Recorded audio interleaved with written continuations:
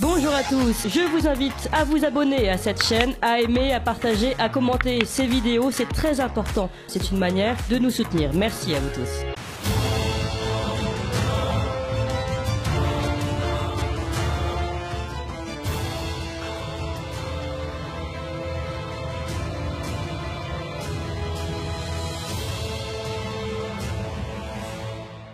Allez, il est mercredi et François Bousquet est là avec nous, fidèle au poste, rédacteur en chef de la très bonne revue Éléments et directeur de la piquante et pétillante Nouvelle Librairie. Bonjour François, comment allez-vous? Bonjour Nicolas, comme à Lyon. Ah ben oui, je vois, et puis j'ai sous les yeux le titre de la chronique. Ce matin, l'extrême droite, c'est l'arme fatale de la gauche. Alors François Bousquet, à quoi sert l'extrême droite selon vous? À faire de la gauche le seul critère de vérité, assurément. Heureusement qu'elle existe, cette extrême droite, puisque sans elle, la gauche serait orpheline. C'est son principal capital immatériel. Dit autrement, l'actif intangible de la gauche, c'est le passif de la droite et son extrémisme présumé. Le magistère moral de la gauche vient de là, inutile de le chercher ailleurs.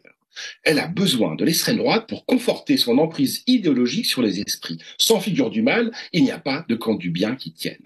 Au fond, la gauche fonctionne comme un processus d'homologation des idées légitimes. Or, c'est elle qui délivre les homologations. Cela la place en position non pas seulement de juge et d'arbitre, mais de législateur. Qu'est-ce que le pouvoir en dernière analyse ? Eh bien, c'est la production de la parole autorisée et des comportements licites.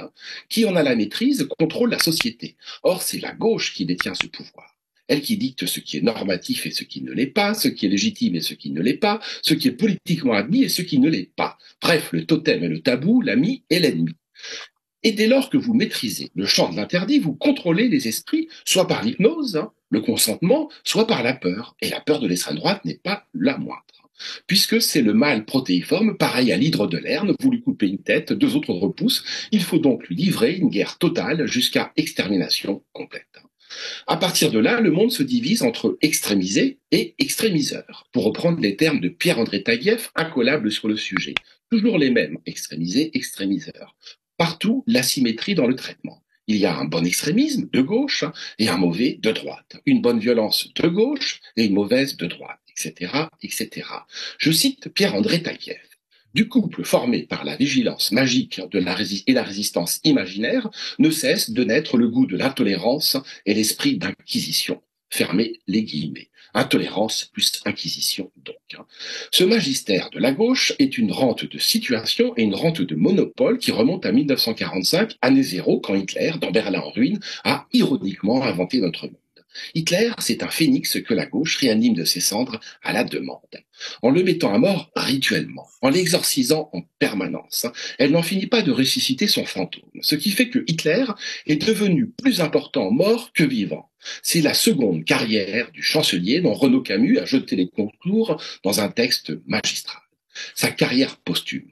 Et elle est de loin la plus remplie. Il a commencé comme revenant, au lendemain de la Seconde Guerre, venu hanter les consciences européennes. L'astre noir qui a entraîné une longue éclipse détroite. Depuis lors, Hitler est le fétiche de prédilection de la gauche. Et l'extrême droite, une sorte de cabinet de curiosité, un musée grévin des horreurs où la gauche fait son marché. Elle en a à la fois le taxidermiste et le ventriloque attitré. Ainsi, les fétiches et les démons du passé reprennent-ils vie, comme dans certains cultes animistes. À l'instar des chiffonniers d'autrefois, la gauche fait les poubelles de l'histoire.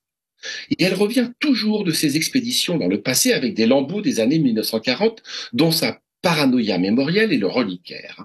Un cheveu de Hitler, un bout d'ongle de Mussolini, la dent creuse de Franco, un poil de nez du maréchal Pétain. Ça sent le formol, les uniformes verts de grimité, l'humidité et la poussière. Mais toujours est-il qu'à partir de cet ADN fossile, la gauche redonne vie à un Jurassic Park pavoisé aux couleurs du Troisième Reich. Les principales attractions sont Marine Le Pen en tyrannosaure et Éric Zemmour en vélociraptor. Le diable en somme, avec ses cornes de bouc et sa queue fourchue, la marque de la bête, immonde cela va de soi, entre le vampire et le loup-garou. À la suite de quoi, la gauche peut proclamer que les années 30 sont de retour comme dans une prophétie auto-réalisatrice. Voilà pourquoi l'extrême droite est aussi cruciale pour elle. Elle a des propriétés virales mutagènes, c'est-à-dire qu'elle se reconfigure sans cesse en augmentant son taux de viralité au fur et à mesure qu'on s'éloigne de l'année de référence 1945.